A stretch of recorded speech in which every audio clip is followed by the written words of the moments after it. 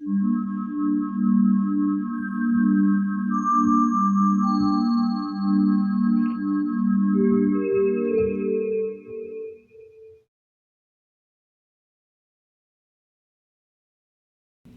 fluorescent lights hummed quietly above Marco. He sat in his office chair at the checkout, next to the entrance of the convenience store. Marco leaned against the counter with his arms folded over it. He glanced at his phone, which was lying down next to his arms. His hand moved over and flipped it, waking the screen and showing the time, 12:48 a.m. He stared at the wallpaper for a moment before the screen went dark. Marco rubbed his eyes. He was tired from working the night shift the last few nights, but he just needed to stay awake a few more hours. At 5, Cassandra would be on her way for the morning shift. Indistinct muzak played over the convenience store speakers quietly as Marco looked around. A few minutes passed before Marco decided to stand up and stretch his legs. He wiped a hand off at the left leg of his jeans and got out of his chair. He grabbed his phone off the counter and slid it into his pocket. He walked around the counter and out into the well-lit, decently large store. Just as he stepped out to the customer's side, the muzak changed over to a new song, still only instruments. He looked around to see if anyone was outside. Seeing that he was alone, he walked towards the refrigerators at the back of the store. He examined them, then took a soda from one of them. Holding the cold can in his hand, he walked around a little more to check on the various aisles. Management wasn't happy if he didn't check the store at least once every half hour. Marco watched the parking lot from in between two aisles. Still no one. He walked back to the counter and sat down. He scanned his soda, then popped the cash register open. "That'll be $1.59, sir," Marco jokingly said around. But of course, my good man," Marco continued as he pulled his dark blue wallet from his jeans.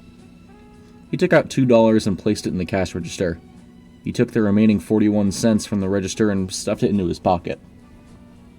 He'd done this a few times before working the night shift. Management never got on him so long as he always paid the exact amount. Marco leaned back in his chair at the front counter. He looked around, his eyes glancing to the large glass windows, half illuminated by fluorescence, half by pitch-black darkness. He interlocked his fingers and rested them behind his head as he leaned further back in the chair, kicking his feet up onto a small table behind the counter. Marco sat there in the cold convenience store, watching the outside as the stars above the concrete prison stood motionless next to the highway. A memory hit Marco like a struck match flicked from the pitch black. A man had been found decapitated on that highway. Not anywhere near the store. Quite a ways away, actually, but regardless, still on the same highway. This thought plagued his mind as Marco suddenly became less comfortable in his relaxed situation. He moved his hands to sit folded in his lap. He was painfully awake now. Marco looked to the counter, looking at the sketches he'd done earlier, around 7 or so. His mind blinked a thought into existence. He leaned up from his seat and put his hands on the counter, palms down. The sensation of his warm fingers pushing against the chilled glass that bound the lottery tickets like a lamp binds a genie felt strange. He glanced around the counter, quickly scanning both ends of it to where the archway that held smaller items like cigarettes and gum stopped the counter from going any further. He grabbed a navy blue pen that sat right where the counter and archway met and pulled a small notebook filled with lined paper to him. Marco started sketching more small drawings to pass the time. After a while, he set his pen down on the drawing he'd done of the convenience store's interior and pulled out his phone. 1:40 a.m. It read. 10 minutes passed before Marco snapped his wandering mind back to reality. He looked out the window from where he sat. There were headlights out there in the pitch-black darkness. The headlights came from around the convenience store and slowly drove up to stop around 20 feet from the store's entrance. It sat there for a few moments. Marco's mind couldn't do much other than repeat a single possible outcome for the situation over and over. The headlights outside blinked off instantly. Their bright orange glow still burned into the night as it too faded into blackness. Marco blinked a few times. As the car doors opened, the interior light came on, revealing two figures dressed in dark clothing stepping out of the cloak of the deep night. He felt something heavy rise in his throat. His eye twitched a few times. For as deep as the black outside was, he could still see the two figures quickly striding towards the store. The fluorescent lighting beaming into the dark revealed the figures as they stepped up to the doors and opened them. Two men, maybe late into their 20s, stepped inside and nodded to Marco, seemingly to offer him relief, almost as if they were aware of his stress and discomfort. They walked through the store, picking many items from shelves, rotating displays, and refrigerators. As they walked up to the counter, a vibrant green shirt stating, "They're out there," appeared from beneath one of the men's black zip-up hoodie. They dumped all of their items onto the counter. Many bags of chips, candy, soda, energy drinks, there were sunglasses, phone charging cords, tourist magnets, a California-themed snow globe prominently featuring the Golden Gate Bridge, a variety of touristy stickers, and a copy of Night at the Museum starring Ben Stiller on DVD. Marco took each item and scanned them, glancing at the two men every once in a while. "You in town for the Alien Festival?" Marco asked as he reached underneath the counter to pull a plastic bag out. "Yeah, we drove in a couple days ago from Oregon. Heard this festival down here is supposed to be massive." The man wearing the green shirt said. Yeah, they do a week-long festival, music and stuff, I guess," Marco said while bagging their items. "I'm gonna go get the car started," the other man said to his friend. "Sounds good," the man with the shirt answered. "Never been to the festival?" he asked Marco. "Nope, never been much into aliens," Marco said, nearly leaning into the word aliens and raising both of his eyebrows. "Not a believer?" the man asked. Not exactly, I guess. Probably just haven't." Marco rubbed his hands on his jeans. "Seen the right proof, I guess. That'll be $34.95, by the way." "Oh, right," the man said as he brought out his wallet. "Well, man, keep an open mind. You never know when something might come along," and the man quieted down for a second as he counted the money out. "Change your whole worldview." I guess you're probably right," Marco replied as he took the money from the man. Marco handed the man a nickel as he picked his bag up. The car lights outside came to life. Marco's eyes shot to the window as the man pocketed the coin. "You have a nice night, man. Oh, and by the way, if you want to see some true proof of aliens, look up Extraterrestrial and its ship filmed in National Park. That video will sway even the most immovable of beliefs," the man said as he walked towards the door. "I will. And enjoy the festival," Marco said with a slightly raised voice to catch the man as he left. Marco sighed as he grabbed his phone. Almost 2. He rubbed his eyes. He thought about not looking up that video for a moment. The guy was probably screwing with him, or it was a blurry video of some campers in a tent in the park. But deciding to appease his curiosity, he unlocked his phone and typed the exact wording into Google. A variety of articles and links to YouTube videos came up instantly. "Shocking video confirms aliens. Government denies authenticity." "Alien filmed in forest proves skeptics wrong to deny existence of extraterrestrial life." "Alien and its ship filmed in National Park forest. Original video." And more. Marco was a bit surprised. He didn't think the search would actually turn anything up. He set his phone down for a second. He tapped on a link to the supposed original video. It was a cell phone video with a tall, slender alien creature exiting an egg-like spaceship. Looked real enough, but could you truly prove this was a real alien without conducting some kind of test? After all, it could just be an elaborate hoax. His eyes jumped to the time top of the screen. 2:05. Minutes passed much slower now. There were still around 3 hours before Cassie showed up for the day shift. Marco glanced outside. He looked outside in time to see another vehicle pulling up to the parking lot of the convenience store. It was a sleek black car, almost difficult to see under the veil of night. The passenger door popped open, awakening the dome light inside the car. 2 men sat inside. The passenger checked his watch as he said something to the driver.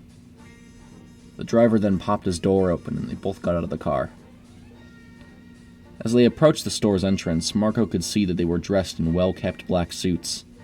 They both wore ties, but the driver's tie hung a bit lower. Slightly loosened, it seemed. The passenger opened the door and held it long as he stepped in for the driver to catch it. "Evening. Getting back from somewhere fancy? Marco asked, folding his hands on his lap. Not particularly, the passenger said as he brushed his scruffy brown hair back up off his forehead. Marco said quietly. The two men walked through the store. The driver walked to the refrigerators. He opened one of them and grabbed a can of soda, then a large bottle of water. The passenger walked over to the candy aisle. He picked up a bag of sour gummy worms and a chocolate bar. As he walked towards the counter, he stopped at a rotating display of chips and plucked a barbecue bag from it. The driver met the passenger at the counter and placed the drinks alongside the passenger's item. Right, the passenger said quietly as he gently nodded his head. He grabbed a packet of gum and dropped it onto the counter. I'm also going to need a pack of Crown Reds, the driver requested.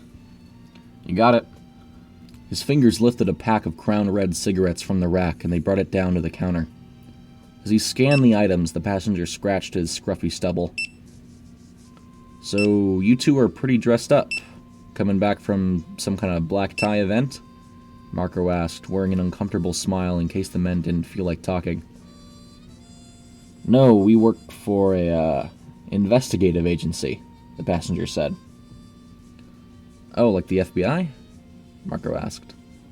Something like that. Our agency deals in more unnatural occurrences, the passenger said. He took a card from the inside of his jacket pocket and showed it to Marco. He held it between his pointer and middle fingers. It read B-U-O-E. Not everyone believes us at first, but you ever see anything strange around, give us a call. The driver flipped the card in his fingers to its reverse side, which showed a phone number. What does, B-U-O-E stand for? Marco asked as he bagged the man's items. The Bureau of Unnatural Occurrences and Events, the driver chimed in, glancing at Marco before looking away again. It doesn't acronym well, so we usually just go by the agency, the passenger said. He handed Marco the card as he took out his wallet. Your total is $11.89, Marco said to the driver. The man took the money from his wallet and handed it to Marco, receiving his change back. If I see anything out of place or strange, I'll give you guys a call, Marco said, picking up the card and holding it. Wouldn't expect anything less, the driver said ominously as the two men walked out of the convenience store and got in their car. The card was matte black and almost grainy to the touch, Marco felt. It was rough against his fingertips. The lettering on both sides of the card was a golden color. He pocketed the card and went back to waiting for Cassandra. As he thought about her, his phone buzzed on the counter. He picked it up. It was a text. I think I'm going to come in a bit early today. Just won't clock in until 5. Why, if I can ask? Marco replied. He sat idly for a few minutes awaiting a response. No real reason. Woke up, can't go back to sleep. I'll regret this next time I go to bed. Cassandra texted back. Well, come in as early as you'd like. We can always just hang until you clock in. Okay, I'll be on my way in about an hour and a half. That works. Looking forward to seeing your car pulling up. A few minutes passed with no response back from Cassandra. Marco set his phone down on the table and looked around. He stood up from his seat and began to walk through the store. He stopped at several displays, straightening items that had become ajar through the course of the day. He rearranged candy bars, bags of chips, even drinks in one of the refrigerators. He turned over to check the clock that hooked to the archway. 2:49. Marco figured Cassandra would be showing up around 4:30. He exhaled deeply, cracked his knuckles, and continued to straighten out the store's stock. Marco walked into the back room to retrieve more items to stock the refrigerators with. He carefully set the items in the refrigerators, back turned to the front of the store. From behind him, he heard the door's bing-bong noise as one of the glass doors opened. Hey, let me know if you need help finding anything, Marco said, slightly turning his head over with his right shoulder. Seeing the customer was a woman, probably her early 20s, with sandy blonde, shoulder-length hair. The woman looked somewhat confused, but mostly shocked. Marco only briefly saw this expression wash over her face, turning from the briefest glimpse of hopelessness to utter shock in a matter of few seconds. Somewhat concerned, Marco stopped stocking the refrigerators and turned fully to face the woman. Is something wrong, miss? Marco asked, pulling his sleeves on his bright red sweatshirt back down from his elbows to his wrists. No. The woman stuttered before falling into a breathy exhale. No, it's just been so long since I've had a real conversation with someone, she said, the inside of her eyebrows rising to point towards the overhead fluorescent lighting. I don't follow. You alright, miss? Marco asked, crossing his arms. No, not at all, she said, her mouth quickly shifting to a bright smile. Okay. No. Okay. I've just been... Okay, let me start over. I'm Shelby. A few weeks ago, I got into a car crash, and I know this is going to sound really weird, but I fell into a different dimension or something, and now I'm stuck here and I can't interact with everyone. No one can see me, except for you. You're the first person I've been able to speak to from your side, Shelby said frantically. Huh. This is... well, it's a lot of information to give me at once, Marco said. How do I know, and I'm not trying to be rude here, that you aren't just lying to me or doing some kind of dare? Shelby looked around. She stopped on a large bag of barbecue chips sitting on one of the shelves. That. Grab that bag of chips and throw it to me. I'll give you all the proof you need, Shelby said. Marco stood idly for a few seconds looking at Shelby. With a loud sigh, he broke. Fine, I'll play into whatever you're doing, he said as he reached for his bag of chips. You'd better buy something for wasting my time. Grabbing the chips, he held the bag with both hands. Shelby put her hands up, almost as if she'd subconsciously readied herself to catch something thrown at her. Marco tossed the bag at Shelby and it landed right behind her. It went right through her, landing near the door. Marco's eyes widened. Holy shit. Right? Shelby asked, putting her hands up in the air in front of her. This is real weird, Marco said, unsure of what to do. I'm sorry, I didn't mean to make you uncomfortable. It's just been so long since I've talked to another real person, Shelby said, forming a nervous smile. Marco walked back towards the counter. I just gotta sit down for a minute, he said. He walked around the counter and sat down, leaning forward and folding his hands on top of it. She put her hands on the counter and leaned towards him. So, you're touching the counter. I thought you couldn't interact with anything, Marco asked in a confused manner. I can interact with some stuff, just not everything. I can feel objects occasionally, but the next day I can't. Like I said, it's a different area of existence. Marco leaned back in his chair and it squeaked as he did so. He crossed his arms. So, what exactly caused this? Marco asked. I don't know. I was in a car crash, and when I woke up, I wasn't real anymore, Shelby said, standing back up from leaning on the counter. This doesn't feel real. I mean, how is this real? This is like a dream, Marco said, still dumbfounded. Well, it's real enough to me, Shelby said, putting her hands in her jean pockets. It's certainly been reassuring, knowing I'm not entirely gone. I suppose so, Marco replied. Shelby sighed quietly before walking to the store's entrance. Well, see you later, she said as she pushed open the door and walked out into the darkness. Marco leaned back, putting his hands on top of his head. He stared at the door for a few seconds, looking out into the night just outside. A while passed with no more customers. He checked his phone as the sun was just beginning to come up. He looked outside quietly. He glanced back to his phone. We're at 5 a.m. Just as he read it, he heard a car pull up outside. It was Cassandra. She stepped out of the red stand, walked up to the door, holding her phone in her hand, and pushed it open. "Hey," Cassandra said with a smile. "Hi," Marco replied. Cassandra walked towards the door that led to the back office and opened it with a key she pulled from her handbag. She pushed it open enough to grab a folding chair before closing the door. She walked over to Marco, unfolded the chair, and set it down. The feet of the chair scraped against the store's floor as Marco turned his focus to Cassandra. "So, why'd you want to come in early today?" he asked, leaning back in his chair and interlocking his fingers. "Told you, I woke up early and I didn't feel like going back to sleep." The two sat in silence for a few seconds, unsure where to take the conversation next. "So, anything exciting happened during your shift?" Cassandra asked, shifting her focus from the white floor tiles to Marco. "Be a shorter list to tell you the boring things." Cassandra suddenly became more attentive. "How so?"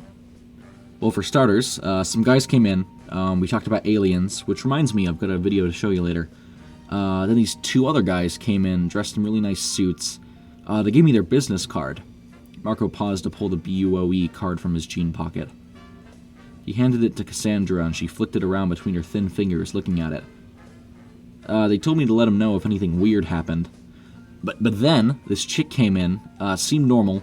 Turned out she was actually trapped in some kind of ghost dimension. I know how crazy this all sounds, but I'm sure the security cameras caught it all. I'll have to show you later." Marco finished. Cassandra had a big smile on her face. "Sounds like you had quite the night." "Oh, yeah. Yeah, it was a thrill."